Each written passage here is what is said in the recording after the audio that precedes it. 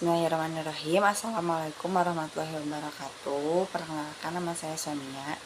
Di sini saya akan bikin video untuk memenuhi tugas akhir mata kuliah analisis laporan keuangan.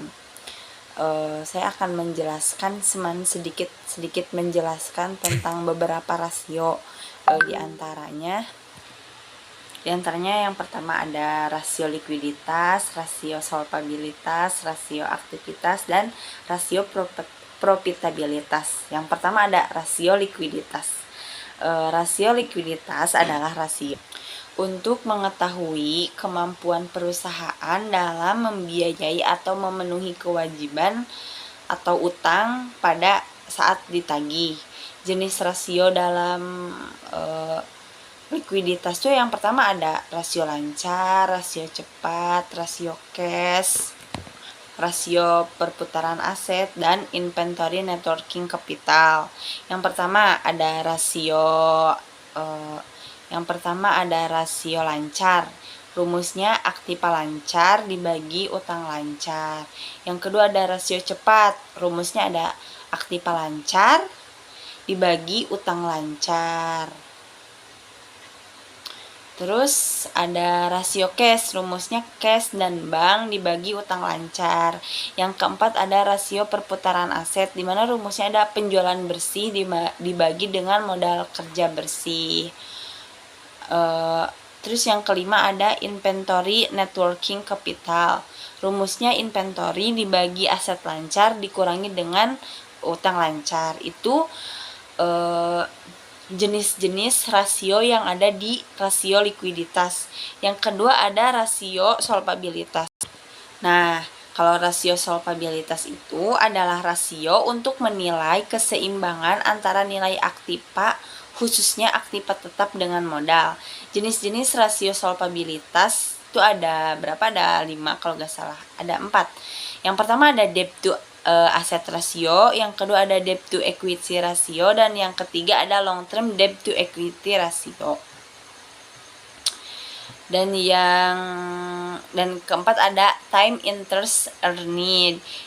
Dan yang terakhir ada fixed asset coverage atau disebut juga dengan FCC. Kita bahas dulu yang pertama. Yang pertama ada debt to asset ratio. Yang rumusnya itu ada total utang dibagi dengan total aset. Yang kedua ada debt to equity ratio, rumusnya adalah total utang dibagi dengan ekuitas. Yang ketiga adalah long term debt to equity ratio, utang jangka panjang dibagi dengan ekuitas. Yang keempat ada time interest earned, EBIT dibagi dengan interest. Dan yang terakhir ada fixed asset coverage, yang artinya yang rumusnya EBIT ditambah biaya bunga ditambah kewajiban sewa dibagi dengan kewajiban sewa ditambah biaya bunga. Nah, itu adalah jenis-jenis rasio solvabilitas. Sekarang ini ada rasio aktivitas. Nah, rasio aktivitas itu yaitu untuk mengukur penggunaan semua aktiva perusahaan dibandingkan dengan penjualannya. Jenis-jenis rasio aktivitas yang pertama ada perputaran utang, hari rata-rata penagihan piutang, terus ada perputaran persediaan, fixed asset turnover, dan yang terakhir ada total asset turnover. Yang pertama ada perputaran utang, di mana rumusnya itu penjualan kredit dibagi dengan piutang. Yang kedua ada hari rata-rata penagihan piutang, rumusnya piutang rata-rata dikali 360 dibagi penjualan. Yang ketiga ada perputaran persediaan, di mana rumusnya penjualan dibagi dengan persediaan. Terus yang keempat ada fixed asset turnover, rumusnya penjualan dibagi dengan total aktiva tetap. Dan yang terakhir ada total asset turnover, yang rumusnya penjualan dibagi dengan total aktiva. Nah, itu adalah jenis-jenis rasio yang ada di rasio aktivitas. Sekarang rasio profitabilitas. Rasio profitabilitas merupakan rasio untuk menilai kemampuan perusahaan dalam mencari keuntungan. Jenis-jenis rasio profitabilitas yang pertama ada profit margin, ada return on investment, yang ketiga ada return on equity, dan yang terakhir ada laba per lembar atau disebut juga dengan EPS.